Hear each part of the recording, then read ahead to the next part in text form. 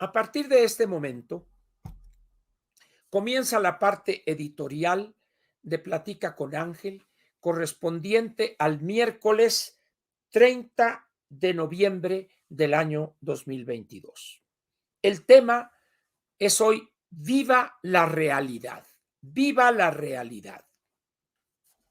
¿Por qué le puse así al editorial de hoy?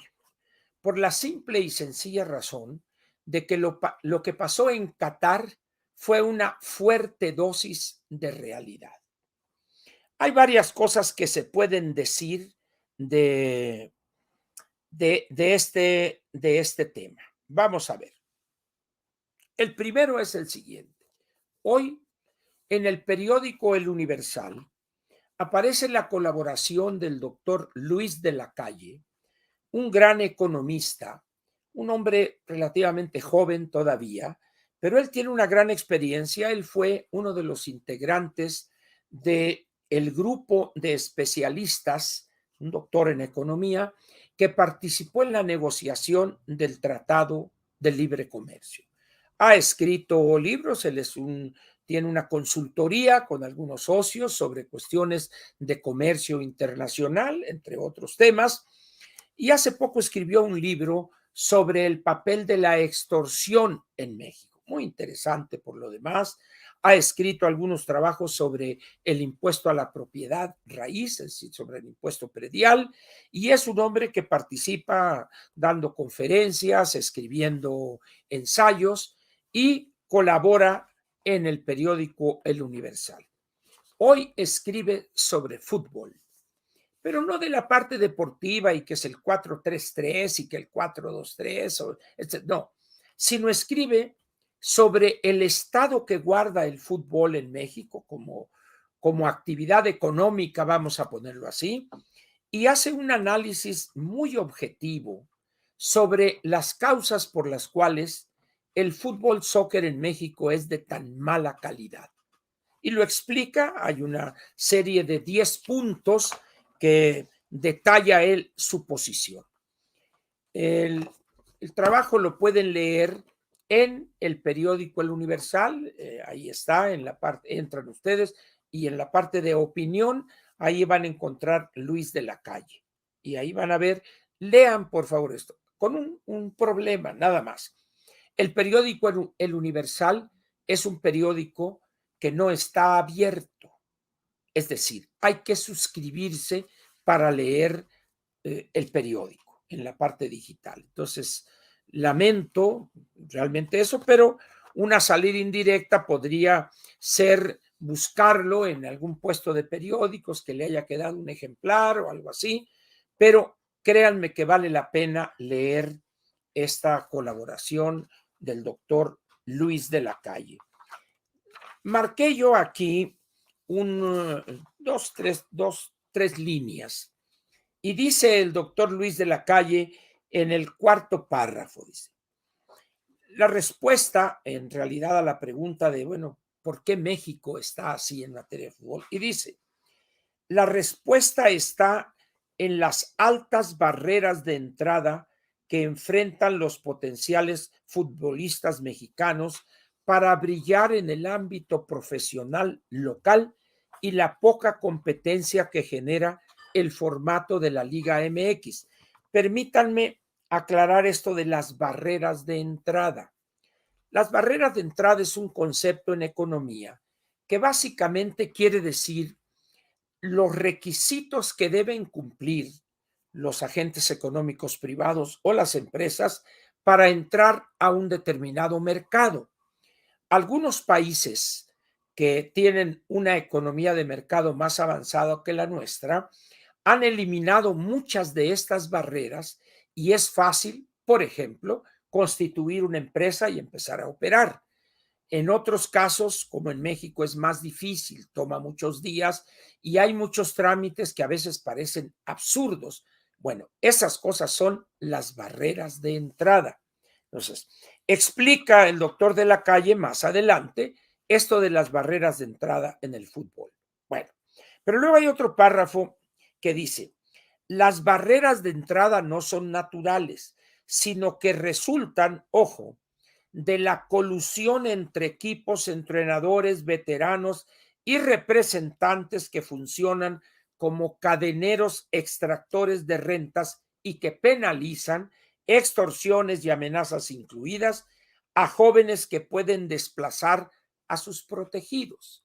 Es decir, si algún representante de este o aquel o un grupo de profesionales del fútbol que son más o menos buenerones o mediocres, y de repente por allá aparece uno, dos o tres prospectos que si les facilitan, órale, vente para acá, pues el perjudicado iba a ser este representante porque nadie iba a querer o tendrían que pagarle menos a sus representados por el potencial de aquellos jóvenes que tienen mejores facultades o más facultades. Bueno, y luego dice, son también resultado de un sistema de competencia que perpetúa la mediocridad al permitir la clasificación a la liguilla de equipos que no lo merecen y al haber cerrado la posibilidad de descenso.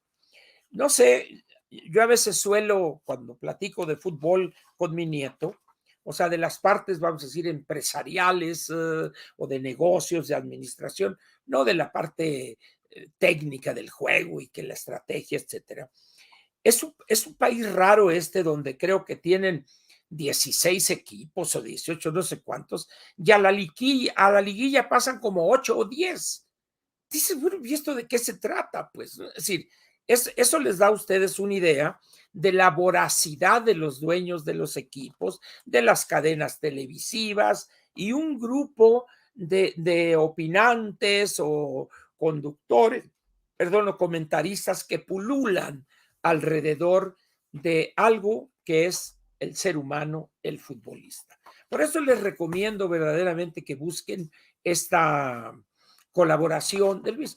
Habría quizá un camino, diría yo, indirecto.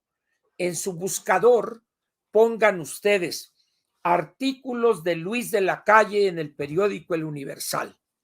A ver si se los si se los presenta gratis. Y ahí van a encontrar. Yo voy a hacer la prueba y les diré el viernes si tuve éxito para obtener el artículo de esta manera. Entonces, el problema que tenemos en México con el fútbol es también de otra índole, es otra faceta del fútbol. Nuestro país es un país desorganizado, es un país corrupto a más no poder, es un país donde la eficiencia en el uso de los recursos no es un valor que se respete. Este país es un paraíso de la evasión fiscal y en este caso de los futbolistas hay casi una mafia que se encarga de inflar algunos sueldos, etcétera, y es una sinvergüenzada completa. Y es una mafia, para decirlo claramente, ¿no?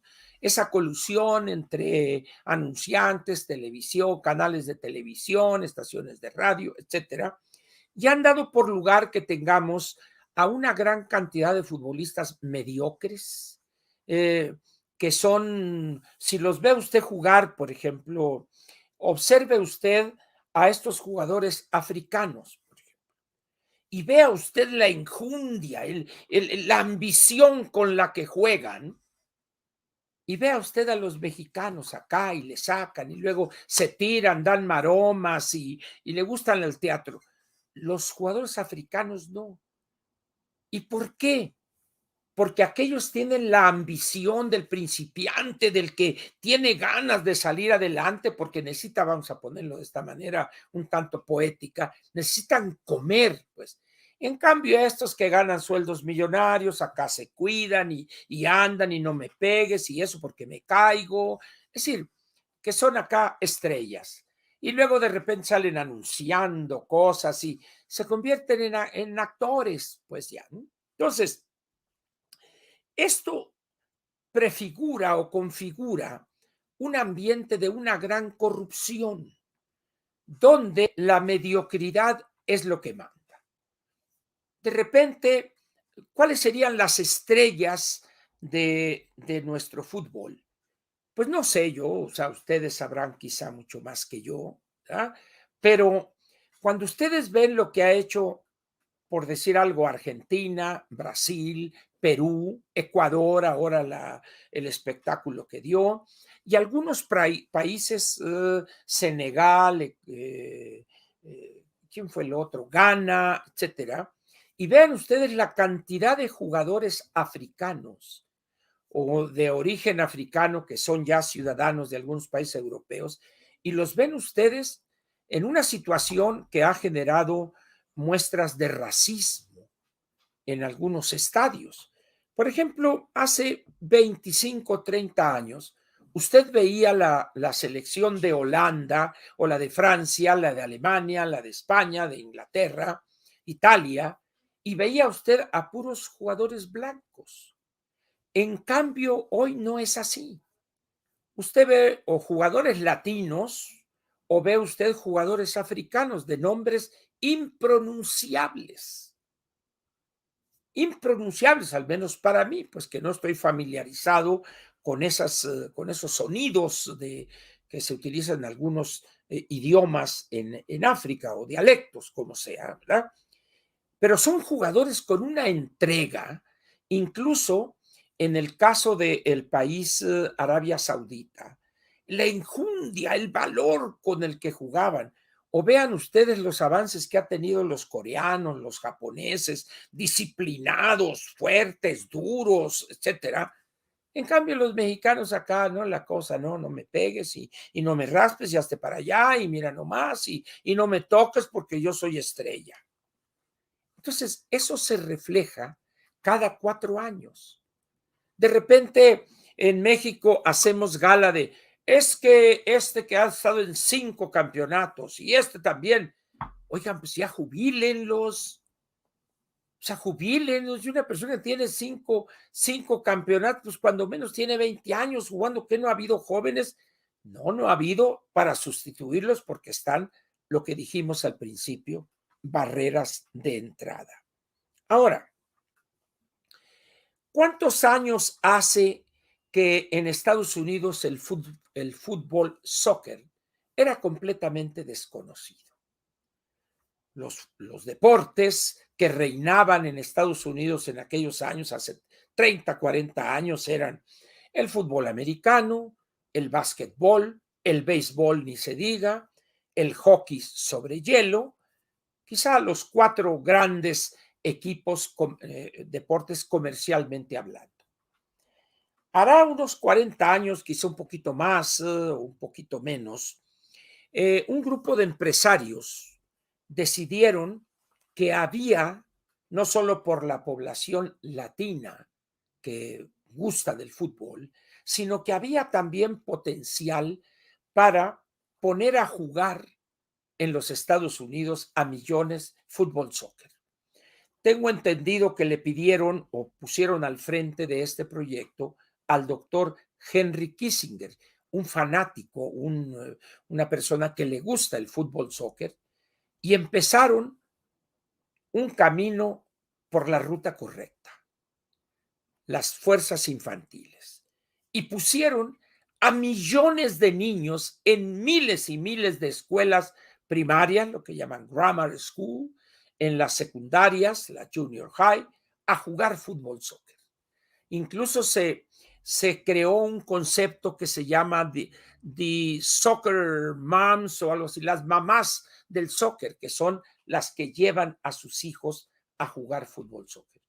Y se desarrolla una industria de las camisetas, de los shorts, de las protecciones, de los tacos, los zapatos, etcétera. Y empiezan ellos, no les importó ser derrotados los primeros años. Tuvieron. Vean ustedes lo que ha sucedido con el equipo femenil de los Estados Unidos y también del equipo masculino. ¿Y qué hacen los Estados Unidos con esa habilidad o característica que tienen de eliminar burocracia? Empezaron a traer nacionales de otros países y los han nacionalizado para que pudieran jugar con la selección de los Estados Unidos.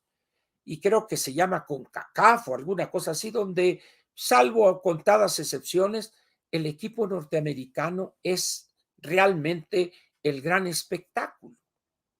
En esas condiciones, pues, estamos ante una situación de gran atraso y de una visión marcada por la corrupción, por el atraso, los egoísmos, los egos y la colusión entre canales de televisión, patrocinadores, representantes, etcétera. Muy bien. Ahora bien, ¿servirá de algo este fracaso? Uno más. Sin embargo, este fracaso tiene una connotación un poco diferente. Tengo entendido que México tenía 30 años o más de pasar o de llegar a lo que llaman el cuarto partido. Es decir, creo que esta fase se llama fase de grupos y si calificaban en los dos primeros, pasan a la siguiente ronda. Muy bien. Entonces, México tenía no sé cuántos campeonatos de fútbol pasando a la siguiente ronda. Curiosamente, esos años son los años neoliberales, dirían los de Morena y su Tlatoani mayor, el bulto López Obrador, y resulta que llega la 4T, lo máximo con el pueblo bueno y sabio, y madres, no pasa. ¿Y cuándo fue la última vez antes de esta que México no pasaba? Coincidencia rara, en el año 78, cuando era presidente, uno de los ídolos del bulto, José López Portillo, desde 1978. Es decir, resulta que en términos de pasar a la siguiente ronda, pues los neoliberales tienen un récord impecable. Y en cambio, la 4T, pues simplemente agarra el país, genera un desastre y ahí lo tienen ustedes hoy en Qatar, donde si bien le ganaron a Arabia Saudita, pero no pudieron encontrar la portería, el número de veces necesario, etcétera, etcétera. Ya ustedes estarán mucho más enterados que yo. Pero era una cosa grotesca, indigna de un país como el nuestro, que desde hace 3 días, cuando fue que México, ¿cómo estuvo? Creo que perdió contra Argentina. Es que, ¿cómo pasaría México? Bueno, si México acá le gana a Arabia con una ventaja de 18 goles a 0, y si Argentina derrota acá o Polonia derrota esto y un burro prieto está rebuznando en lo más alto del cerro, pasamos a la otra. ¡Qué vergüenza que millones de personas estén babeando ante un grupo de sinvergüenzas que están dependiendo de lo que hagan los otros! Eso debería hacer que la gente dijera: ¿cómo es posible que yo esté idolatrando y comprando camisetas y pidiéndoles autógrafos y yendo a gastar dinero que no tenemos para ver a unos maletas y además faltos de honradez deportiva que les vale, pues ellos ya ganaron dinero? Es lamentable eso. Pero hay aquí un elemento que vale la pena señalar, que es político. ¿Cuántas veces aquí no me han preguntado algunas personas: oiga, ¿cuándo va a venir el presidente Biden a meter orden aquí a México con lo que hace el bulto, etcétera, etcétera? Y yo les digo: nunca. ¿Por qué? Porque el desastre del bulto, los responsables somos nosotros. Los mexicanos votamos por él. 30 millones, yo no voté por él, pues, pero los mexicanos votamos por él.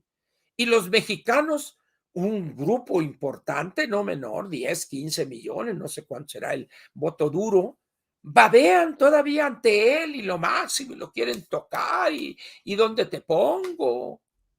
Pues, ¿qué va a venir a hacer Biden ante ese fanatismo? Luego, hoy por la mañana, no sé, en la tarde, en realidad, me estaba dando risa a mí, esto no lo vi en la transmisión, lo vi en unos tweets, donde vienen unas imágenes donde están legisladores, senadores estos, están viendo el juego y creo que México debe haber metido un gol. No sé si fue el primero, el tercero, el segundo, no lo sé, pero estaba yo trabajando en otra cosa. Y entonces veo, y de repente veo a unos senadores bailando y gritando y brincando como si fueran changos. ¿Han visto ustedes a los changos en el zoológico? Ándale ahí, brinque, brinque. Así andaba la senadora Xóchitl Gálvez, brinque y brinque, y luego el otro por allá, y Krill por allá gritando. Y dicen, señores, ¿están viendo ustedes un espectáculo, es un negocio, es una farsa, estos mediocres? Ustedes son senadores de la República, ustedes son los encargados de modernizar y actualizar el marco jurídico, y vean ustedes el espectáculo que están dando. Pero luego la anticientífica Sheinbaum en el edificio del ayuntamiento brincando y abrazándose, y también un besito por acá y esto. ¿Y qué pasó luego? Pues que luego se les cayó esa euforia, porque la realidad se hizo presente. Tuve yo que salir aquí a ir a un banco que está cerca del monumento a el Ángel de la Independencia, y alrededor de las 11, 11:30 ya había gente sentada ahí esperando con su bandera. El juego creo que empezó a la 1, 1:30, no sé qué hora, y ya estaba la gente ahí. Y dice, bueno, ¿y estos qué no trabajan estos? ¿Qué se la pasan rascando las verijas todos los días o qué hacen aquí? Es decir, es una situación de embrutecimiento colectivo al que se prestan las televisoras, la radio, los medios impresos, los espacios mediáticos diversos, etcétera. Cuando ustedes ven, me han comentado de los equipos que enviaron los canales principales en México, cómicos, medio cómicos, aspirantes a cómicos, dice, uy, ¿y esto qué es? Pues, o sea, yo no sé si Brasil haya empleado cómicos, Argentina o Senegal o no sé quién, pero es una cosa increíble. Ahí de repente aparece una señorita en medio de un noticiario para que vean lo que cuestan las flores en Qatar. ¿Qué tiene que ver con el fútbol esa madre? No, que acá, que este arreglo, que 2,000 pesos, que dices, es decir, la verdad es que en ese sentido, la televisión se presta a ese proceso de embrutecimiento colectivo, y los aficionados a ese espectáculo o ese deporte se prestan, caen en el garlito. Miren, aquí caminando por Reforma, me tocó ver a algunas personas. Yo no sé cuánto cueste una camiseta de estas de la selección, pero no creo que sean baratas. Y cuando veo a una de las personas, dicen, pues esta persona no se ve que sea una persona que tenga dinero para gastar 1,000, 1,500 pesos, no sé cuánto cuesta una camiseta, pero dice uno, ¿a qué se debe eso? ¿Al fanatismo? ¿A la, vamos a decir, no sé, a pensar que esa es la esperanza, que si México gana el campeonato mundial ya va a ser el paraíso terrenal? No, hombre. Ni ganando el campeonato del mundo o del sistema solar o de la galaxia, vamos a cambiarlo, porque los problemas nuestros son estructurales, profundos. Y cuando tenemos a los legisladores brincando como changos ahí, ajá, ajá, cuando meten un gol, pues dice qué esperanzas podemos tener de esta gente. La verdad es que el que no haya pasado, como se dice, a la siguiente fase, es un golpe de realidad que ojalá nos sirva. Dudo mucho, ¿eh? Creo que pues vendrán las explicaciones que este señor de apellido Martino, creo que ya le dieron el avión, vendrá otro y que hará lo mismo. O sea, no sé quién vaya a ser, o sea, no estoy muy enterado de eso, ¿verdad? Pero va a seguir lo mismo. ¿Por qué? Porque las reglas son las mismas, los que están en complicidad, televisoras, entrenadores, representantes, dueños de equipos, etcétera. Entonces va a seguir lo mismo. Lo que vimos hoy, o esta vez en Qatar, es el país. desorden, mediocridad, a cero ambición o cero valentía para partírsela ahí en el no, ese es el país. Así son nuestros políticos, así son nuestros gobernantes. Un miedo, un pánico a modificar, a atreverse a hacer las cosas de manera diferente. Entonces, por eso me congratulo que hoy este resultado general en esta primera fase que se llama de grupos, me decía mi nieto hoy en la mañana, qué bueno que se presentaron las cosas así. Esperaría yo que la gente diga, chin, pues oye, pues estos véanlos, ¿no? O sea, es la mediocridad ahí que se juntan y a sacarle dinero al consumidor que come churrumais y botanas y la madre y apuesta, porque ahora, si ustedes observan el contenido de los anuncios, es una cosa increíble la cantidad de casas y comerciales de apuestas. Es decir, hay una campaña sistemática para promover las casas de apuestas y las apuestas. Televisa misma, tengo entendido, tiene una división donde es poseedora de estas concesiones de casinos. No sé si la otra televisora, TV Azteca o Imagen tienen eso, pero Televisa lo tiene. Entonces resulta que el fútbol es secundario, que si usted apuesta por aquí, apuesta por allá, y luego una persona, al menos que, pues yo tenía la idea de que era un cantante, pues no sé si malo o bueno, digo, yo no puedo juzgar así, pues soy pésimo, yo toco el timbre y lo desafino de tan malo que soy para eso de la cantada, ¿ah? Pero veo a este joven, bueno, no sé si tan joven, sale tocanoso ahí, peor que yo, este señor hijo de Vicente Fernández, el, el potrillo ahí. Y pues dice uno, bueno, pues este no sé, ¿qué anuncia? Apuestas. Y luego dicen, si apuestas aquí con nosotros, apuestas por México. Ah, cabrón, dice uno, ¿apuestas con México? Digo, qué manera de ofender a un país, pues si no es jugar a la lotería o al parchís o a las damas chinas. Una cosa totalmente amoral lo que han hecho las televisiones con sus anuncios, ¿no? Y luego una serie de vulgaridades y de cosas. Bueno, dice uno, si las personas que ven eso, que ven el fútbol, les gusta eso, bueno, pues o sea, es el mercado, diría el licenciado Adam Smith, ¿verdad? Y ahora, para terminar la parte editorial, una nota aparte de índole política. El domingo, en la marcha, esta de la que organizó el Bulto y Morena y el Estado mexicano,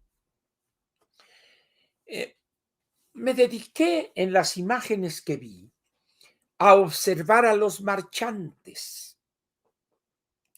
y me llamó la atención que prácticamente el aspecto que presentaban los que lograba yo ver en las imágenes eran personas con vestimentas y comportamiento muy urbano. Su teléfono celular, acá, sus playeras, sus gorritas, acá. Y me llamó la atención que no hubiese habido una presencia importante de lo que podría ser la clientela natural del Bulto López Obrador, los pueblos originarios. Ya ve que a él le gusta eso de los sumerios y que échenme humo y aquí, y Shamilipistli, Harikichipilisti, todas esas tonterías hoy, quizá hace 500, 600 años no eran tonterías, pero hoy sí lo son, es una cosa de fanatismo y de ignorancia, ¿verdad? Pero no vi esa gente, no vi y platiqué con otros amigos que habían observado también la marcha y coincidimos en lo mismo.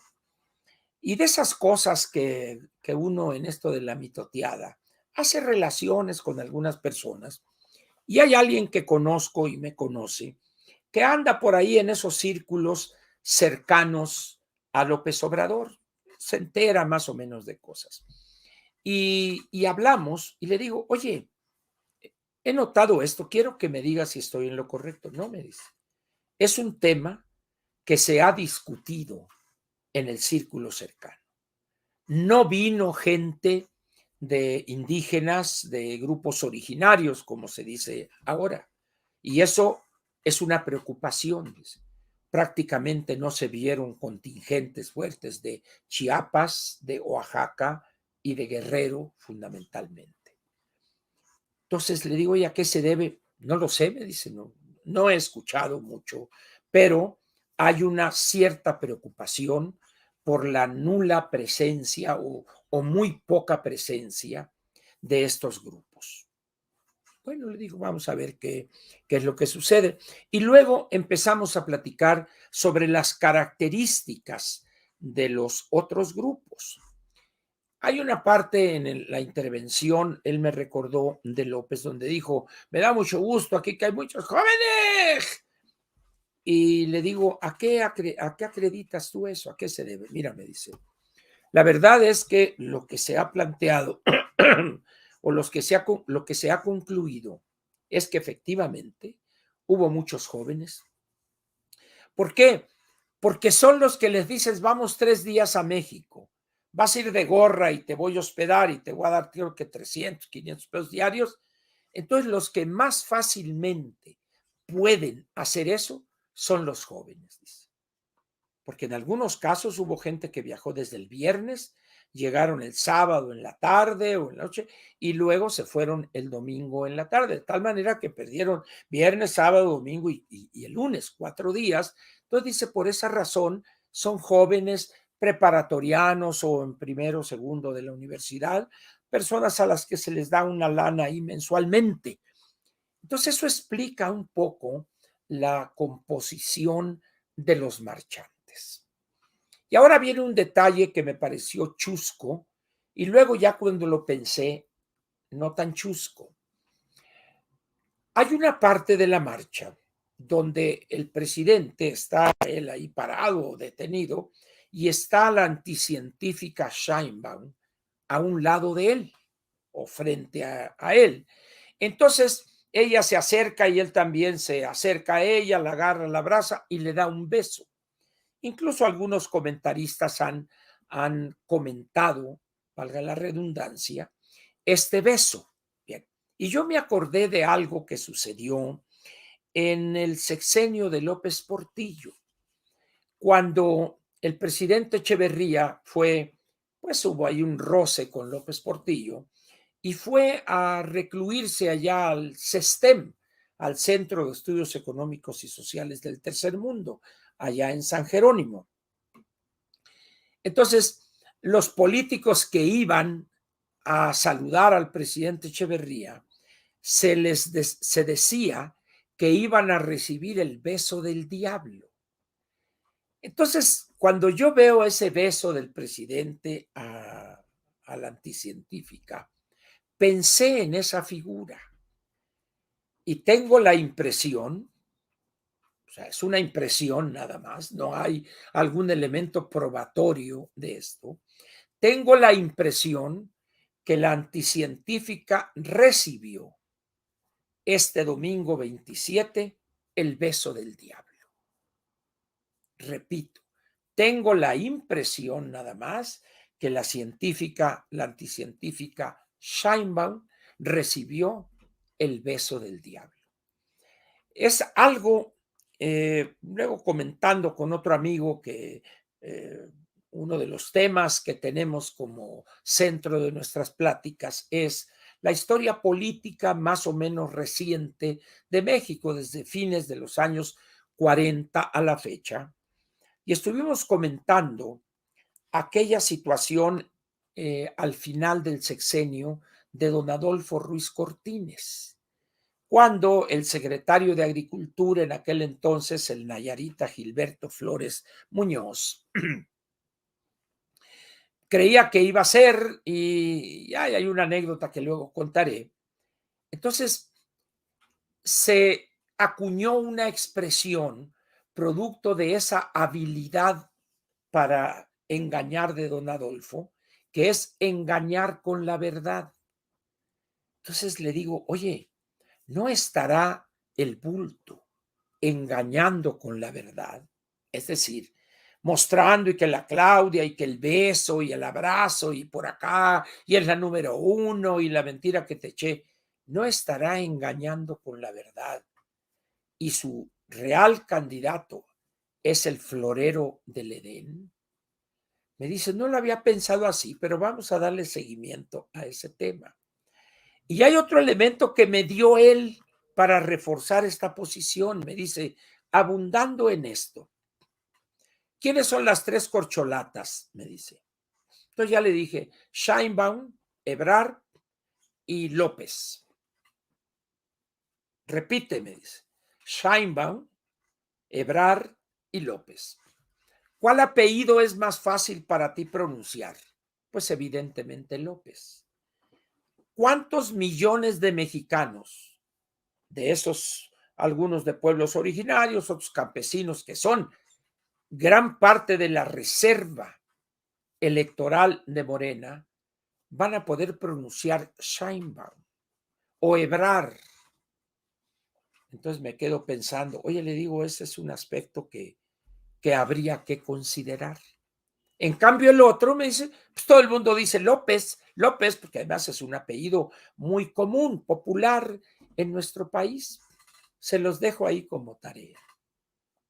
¿Irá a influir el apellido de la Scheinbaum para que no sea ella la candidata y que sea el florero del Edén, que es más fácil pronunciar su apellido? ¡Viva López! Todos con López, que además es el mismo apellido, primer apellido que el bulto. Incluso para una persona, díganle ustedes, escríbanle Scheinbaum en alemán, como está, y que lo pronuncie. Bueno, hay algunos que dicen, ¿cómo dicen? A ver, no. Scheinbaum, dicen algunos, otros Scheinbaum. Es decir, no es un apellido fácil, es un apellido extranjero. Y en el caso de Ebrard, pues más o menos lo mismo, pues.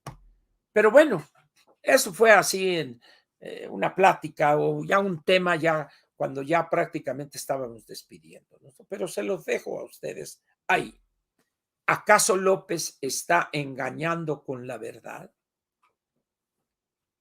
Muy bien. Espero pues que a partir de la fecha de esta, usted vea el fútbol y esa corrupción que tiene profundamente arraigada, esa falta de honradez personal de no pocos de los actores, representantes, técnicos, cadenas de televisión, los mismos jugadores, etcétera. Piense o vea con otra óptica ese espectáculo que tiene por objeto manipular al espectador, venderle todo lo vendido, ahora ya apuestas. Una cosa, me parece deleznable promover en un país depauperado como es México en estos 4 años, en condiciones difíciles económicamente, que se le esté vendiendo a las personas el juego, la apuesta, como una forma de salir adelante. Miren, en provincia, la situación del juego ha cobrado visos peligrosos ya.